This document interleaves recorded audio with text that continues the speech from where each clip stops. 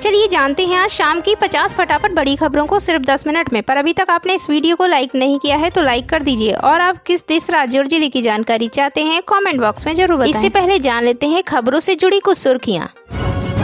खेला शुरू हो गया है, ज्यादा दिन नहीं चलेगी एनडीए सरकार। उद्धव ठाकरे से मुलाकात के बाद बोली ममता बनर्जी। नेपाल में गिरी प्रचंड सरकार, विश्वास मत हारने के बाद पुष्प कमल दहल ने प्रधानमंत्री पद से दिया इस्तीफा। कर्नाटक के पूर्व मंत्री बी नागेंद्र को ईडी ने किया गिरफ्तार, मनी लॉन्ड्रिंग मामले में हुई कार्रवाई। ध्रुव राठी के खिलाफ एफआईआर दर्ज, लोकसभा स्पीकर ओम बिरला की बेटी को लेकर किया ये बड़ा दावा। यूएस ने दी धमकी तो एक्शन में आए एनएसए डोभाल, अमेरिकी सुरक्षा सलाहकार को घुमा दिया फोन। शहीद अंशुमन के पिता का दर्द, बोले बहू की शादी छोटे बेटे से करने को तैयार, जो भी विरासत होगी उन्हें सौंप देंगे। दिल्ली एनसीआर में तेज हवाओं के साथ झमाझम बारिश, मौसम विभाग ने शाम तक के लिए जताया यह अनुमान। 13 विधानसभा सीटों पर मतगणना जारी, बीजेपी के लिए बुरी खबर, इंडी अलायंस कई सीटों पर आगे। जालंधर पश्चिम सीट से जीते आपके मोहिंदर भगत, जाने बीजेपी और कांग्रेस उम्मीदवार का हाल। यूपी में बीजेपी की हालत बहुत खराब है, 2027 में हमारी सरकार बनने की स्थिति नहीं है, विधायक रमेश मिश्रा का बड़ा बयान। पीएम मोदी आज जाएंगे मुंबई, 29,440 करोड़ रुपए की परियोजनाओं का करेंगे उद्घाटन। 25 जून को मनाया जाएगा संविधान हत्या दिवस, अमित शाह ने किया ऐलान। तो चलिए बढ़ते हैं दोस्तों अपनी पहली और बहुत ही महत्वपूर्ण खबर की ओर। खेला शुरू हो गया है, ज्यादा दिन नहीं चलेगी एनडीए सरकार। उद्धव ठाकरे से मुलाकात के बाद बोली ममता बनर्जी। बता दें पश्चिम बंगाल की मुख्यमंत्री ममता बनर्जी ने शुक्रवार को कहा कि केंद्र की भारतीय जनता पार्टी नीत राष्ट्रीय जनतांत्रिक गठबंधन सरकार अस्थिर है और हो सकता है कि यह अपना कार्यकाल पूरा न कर पाए। बनर्जी ने शुक्रवार को शिवसेना अध्यक्ष उद्धव ठाकरे से मुंबई के बांद्रा स्थित उनके आवास मातोश्री में मुलाकात की।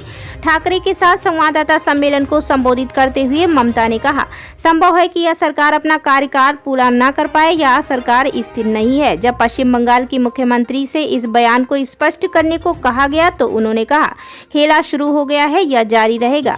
केंद्र सरकार ने 1975 में 25 जून को आपातकाल लगाने की याद में हर साल इस दिन को संविधान हत्या दिवस के तौर पर मनाने की घोषणा की है।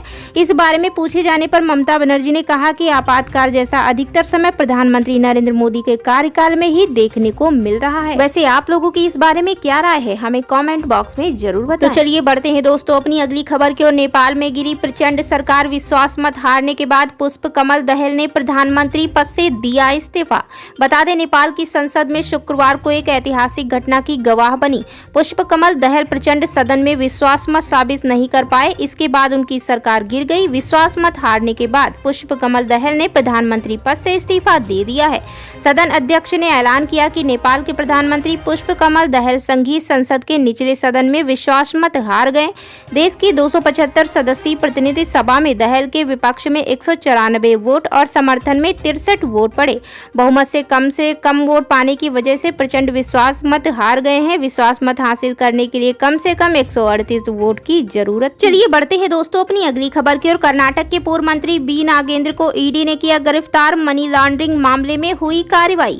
बता दें प्रवर्तन निदेशालय यानी ईडी ने कर्नाटक महर्षि वाल्मीकि अनुसूचित जनजाति विकास निगम लिमिटेड में कथित अनियमितताओं से जुड़े धन शोधन मामले की जांच के सिलसिले में राज्य के पूर्व मंत्री और कांग्रेस नेता बी नागेंद्र को शुक्रवार को गिरफ्तार कर लिया। सूत्रों ने यह जानकारी दी है। सूत्रों ने बताया कि विधायक को रात करीब 10:30 बजे एजेंसी के दफ्तर में हिरासत में लिया गया। उनसे 13 घंटे से अधिक समय तक पूछताछ की गई। उन्हें सुबह उनके आवास से ईडी कार्यालय ले जाया गया। बता दें नागेंद्र को शनिवार को विशेष धन शोधन रोकथाम अधिनियम अदालत में पेश किए जाने की उम्मीद है, जहां ईडी पूछताछ के लिए उनकी हिरासत मांगेगी। इसी बीच बढ़ते हैं दोस्तों अपनी अगली महत्वपूर्ण खबर की ओर। ध्रुव राठी के खिलाफ एफआईआर दर्ज, लोकसभा स्पीकर ओम बिरला की बेटी को लेकर किया ये बड़ा दावा।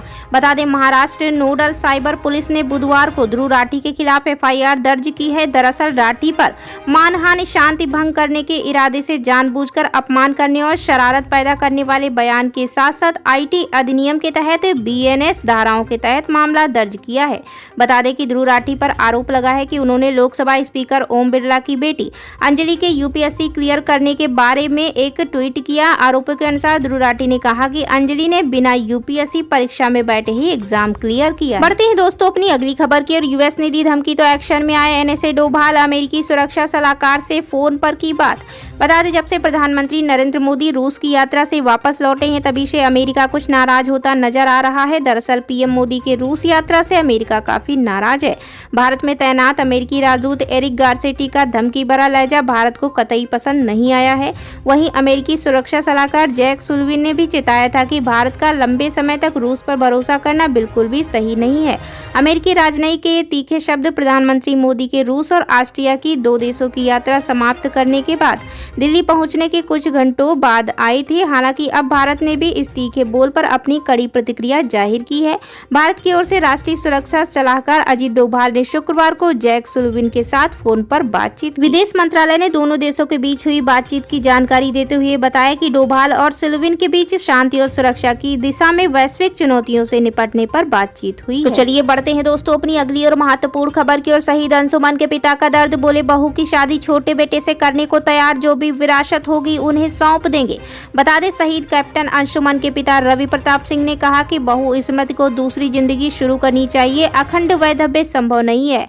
जब बहू के पिता ने यह बात कही थी कि वह तो अभी महज 26 साल की है, तब मैंने कहा था कि स्मृति बहू भी है और मेरी बेटी भी, अगर वह शादी करना चाहती है तो उसे बेटी की तरह विदा करेंगे। रवि प्रताप ने एक चैनल से बातचीत में कहा कि यदि वे इसी घर में अंशुमन की यादों के साथ रहना चाहती हैं तो मैं छोटे बेटे की शादी उनसे कर सकता हूं।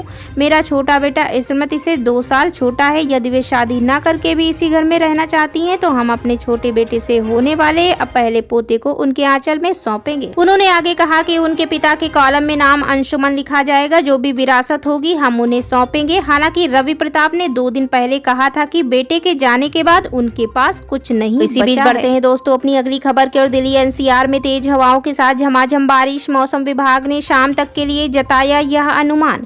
बता दें दिल्ली NCR में जमकर बारिश हो रही है। बारिश के साथ ही तेज हवाएं भी चल रही हैं। मौसम विभाग ने कल ही तेज बारिश का अनुमान जताया था। बारिश होने से NCR में उमस का असर और कम होने की आशा है। मौसम विभाग ने उत्तरी दिल्ली, उत्तरी पूर्वी दिल्ली, मध्य दिल्ली, नई दिल्ली, दक्षिणी पूर्वी दिल्ली NCR में हल्की आंधी और बिजली के साथ हल्की से मध्यम वर्षा होने की संभावना जताई है। कल राजधानी में तेज हवा चलने से लोगों को उमस भरी गर्मी से राहत मिली। ऐसे में अधिकतम तापमान में कमी देखने को मिली है।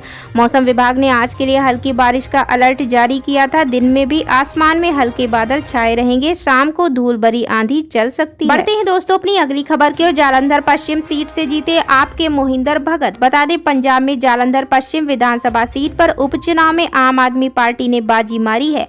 आपके उम्मीदवार मोहिंदर पाल भगत ने शानदार जीत दर्ज की है। उपचुनाव में बीजेपी और कांग्रेस को करारा झटका लगा है। 2022 के विधानसभा चुनाव में मोहिंदर पाल भगत को मात देने वाले शीतल अंगुराल दूसरे नंबर पर रहे हैं, वहीं कांग्रेस की सुरिंदर कौर तीसरे नंबर पर रही हैं। तो बढ़ते हैं दोस्तों अपनी अगली खबर के। यूपी में बीजेपी की हालत बहुत खराब है। 2027 में हमारी सरकार बनने की स्थिति नहीं है, विधायक रमेश मिश्रा का बड़ा बयान। बता दें उत्तर प्रदेश के जौनपुर के बदलापुर विधानसभा क्षेत्र से भाजपा विधायक रमेश चंद्र मिश्रा ने एक बड़ा बयान दे दिया है। उनके इस बयान के बाद राजनीति में हलचल मच गई है। उन्होंने कहा कि आज की जो स्थिति है हमारी सरकार की वो बहुत खराब है। 2027 में हमारी सरकार बनने की स्थिति नहीं है। उनका एक वीडियो सोशल मीडिया पर वायरल हो रहा है जिसमें उन्होंने यह बात कही है।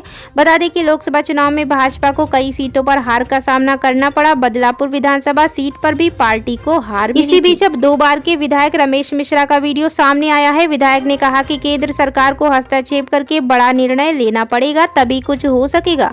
2027 में सरकार बन सकेगी। उन्होंने यूपी में केंद्रीय नेतृत्व से दखल देने और बड़ा निर्णय करने की खुली मांग कर दी है। तो चलिए बढ़ते हैं दोस्तों अपनी अगली खबर की ओर। पीएम मोदी आज जाएंगे मुंबई। 29,440 करोड़ रुपए की परियोजनाओं का करेंगे उद्घाटन। बता दें प्रधानमंत्री नरेंद्र मोदी सड़क, रेलवे और बंदरगाह क्षेत्रों से संबंधित 29,440 करोड़ रुपए से अधिक की विभिन्न परियोजनाओं का उद्घाटन और शिलान्यास करने के लिए 13 जुलाई को मुंबई का दौरा करेंगे। आधिकारिक सूत्रों ने शुक्रवार को ये जानकारी दी है। एक प्रेस बयान के अनुसार प्रधानमंत्री शाम करीब 5:30 बजे मुंबई के गोरेगांव में नेस्को प्रदर्शनी केंद्र पहुंचेंगे और 29,400 करोड़ रुपए से अधिक की सड़क, रेलवे और बंदरगाह क्षेत्रों से संबंधित विभिन्न परियोजनाओं का उद्घाटन, प्रचार और शिलान्यास करेंगे। इसके बाद शाम करीब 7 बजे प्रधानमंत्री मुंबई के बांद्रा कुर्ला कॉम्प्लेक्स के जी ब्लॉक में INS टावर्स का उद्घाटन भी करेंगे। तो ये थी आज की 50 फटाफट बड़ी खबरें। अगर आपको न्यूज़ पसंद आई हो तो वीडियो को लाइक और शेयर जरूर करें। धन्यवाद।